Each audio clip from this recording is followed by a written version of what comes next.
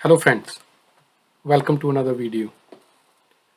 Today's video we are going to look into that we have a multiple budget scenario, which is usually very common when you're developing a budget throughout the year. You can have a preliminary budget, a secondary or final budget, and different scenarios. And this was a question posted on Power BI community forum. What user wanted to be that he wanted to select the budget scenarios and compare it with the actuals. So basically, end of the day, what he wanted, the actual should be always shown in the bar chart, and then if there are 3 or 4 different scenarios, user want to select those scenarios, so actuals always shows up, and then whatever the scenarios are selected, they also shows up in the bar chart. So comparing actuals versus selected scenarios.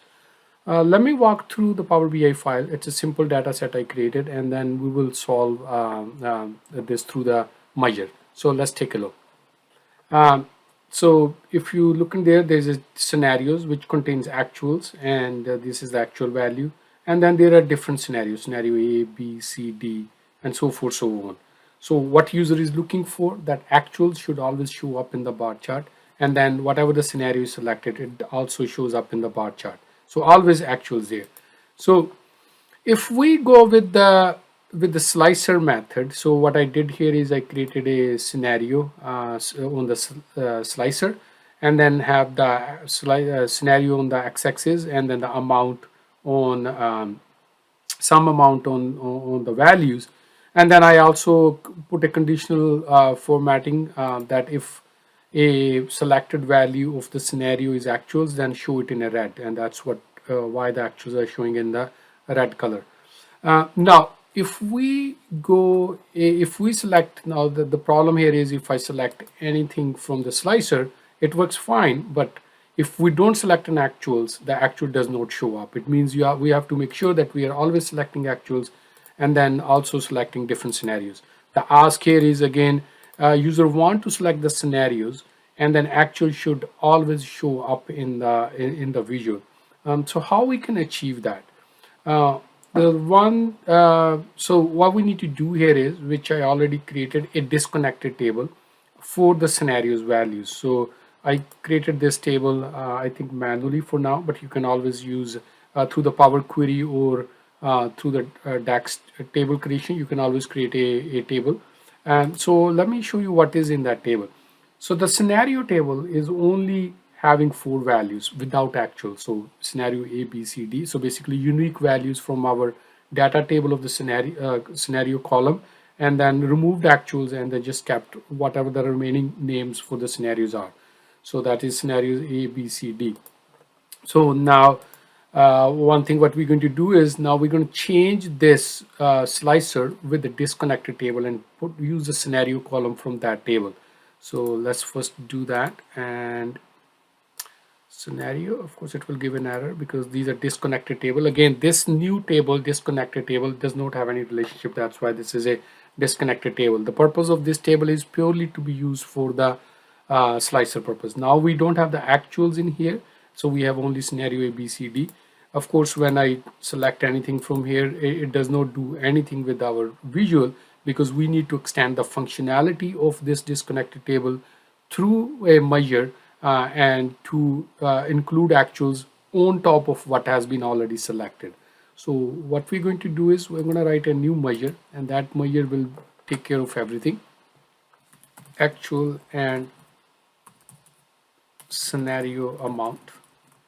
So what we're going to do is, first thing what we're going to do is find out whatever the number of scenarios are already selected. So what we can do is, we can create a variable selected scenarios. So the simple is, we can have the values from scenario, our scenario table. The reason why we're using values from the scenario table, because that's the one which is used in the slicer. So what this will give us, it will give us the values, all the values which are selected. If select all or nothing is selected, then we will get all the scenarios. So that's the first thing. Now we have the scenarios. What we're going to do here is, we're going to append actual into this table. So this created a table. Again, the values give us a table, a distinct value, a table of distinct value of the column which we given here. So that's what we have. And then what we're going to do here is to how we can append a row to this. We can say union, and so this gives us list of all scenarios which are selected, and then on top of that we're going to append a row to it. So to append a row we can say actuals. So what with the anything within the curly brackets is becomes a row, and if I give like a comma some other values, that will become a second row. So we only need actual. So why we need the actual? So whatever the scenarios are selected, we are appending another row to it, which is actual. So now what this will return, this will give us a table of selected scenario. If only scenario A is selected, it will give us a table with the scenario A and actuals. So let's take a look at the result of this particular table just to make sure that we understand. So whatever we will select, there will be +1 on top of that because we are appending a row into this table. So I'm gonna use this as a KPI for now. Just put it in here just to showcase what this give us the value. So this is 5. The reason why we are getting 5 because the 4 rows are selected and the 5th one actual which we appended. If I select all, of course, if I not select anything, still 5. So let's say if scenario A, so this will give us a value of 2 because scenario A and actuals.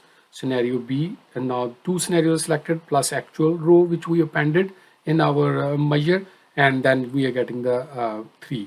So that's the first thing. So now we have a table which give us the selected scenarios plus and the actuals. So what we're going to do here is becomes very simple here. So we're going to use calculate sum amount. Sum amount from our data table, and then what we're going to use is TREATAS. Again, TREATAS is used to apply a filter on the table on which we want to do. The first part of this is expression, which is a table expression. So what is that? Selected scenario. So this is what it contains, everything. And then also we want to which column we want to filter. That's the second thing. So from our data column table we want to filter scenario table. So this will work, but also since we need to pass the a row context to the filter context, what we need to do to make that happen, we have to wrap this in keep filter. So we're going to do that. I'm pretty sure you have seen this in many of my videos. Values, treat as, and keep filters are very commonly used. The reason why these are very commonly used because all those corner cases which are otherwise not possible, we are using the disconnected table and then trying to work through that. So now we have this measure. What this measure will do, let's take a look, use this measure in the visualization here.